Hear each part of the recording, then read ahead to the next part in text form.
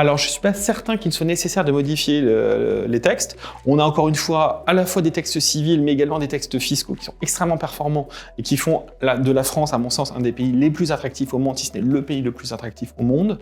Notamment, on peut associer les héritiers réservataires à ces projets philanthropiques et faire en sorte que la réserve soit effacée, soit supprimée même pour des enfants qui l'accepteraient au profit d'une cause. Donc la réserve en soi n'est pas vraiment un problème. Sur le plan fiscal, on a quand même des avantages très importants. Je pense qu'on pourrait trouver quelques petites améliorations. Par exemple, je trouve à titre personnel assez choquant que lorsque la réserve est entamée et que les enfants décident d'attaquer un testament ou une donation qui a été faite à une ONG, on ne tienne pas compte des avantages fiscaux dont a pu être bénéficiaire le mécène. Voilà, quelqu'un qui fait une donation de son vivant à une fondation, qui a une réduction d'impôt. Si jamais on doit réduire, parce que portant atteinte à la réserve, si on doit réduire cette donation, on tiendra compte non pas de la valeur nette pour le mécène, c'est-à-dire déduction faite des avantages fiscaux, mais on prendra la valeur brute, la valeur du bien tel qu'il a été donné, et ce en plus dans l'état où il se trouve au moment de la succession. Donc ça veut dire que vous donnez aujourd'hui un appartement à Paris, vous décédez dans 20 ans, les héritiers pourront réclamer un morceau de valeur de cet appartement revalorisé dans 20 ans.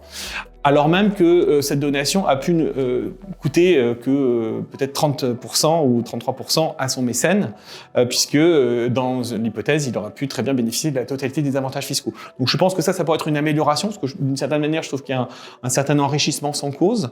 Il y a une autre idée que je trouve intéressante qui vient du droit musulman, où en fait dans le droit musulman, quand vous faites une donation en pleine propriété, quel qu'en soit le bénéficiaire, elle sort de votre patrimoine et du coup elle sort des opérations de calcul des droits des enfants le moment venu.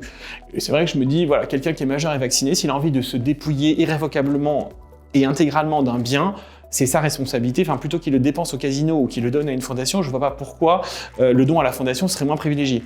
Et effectivement, ne sont rapportées à la succession que les donations qui sont faites en réserve d'usufruit, puisque là, on considère que le donateur ne s'est pas vraiment dépouillé, il a donné la nue propriété d'un bien, mais il s'en est réservé l'usage, et du coup, c'est un peu normal que les héritiers aient leurs droits là-dessus.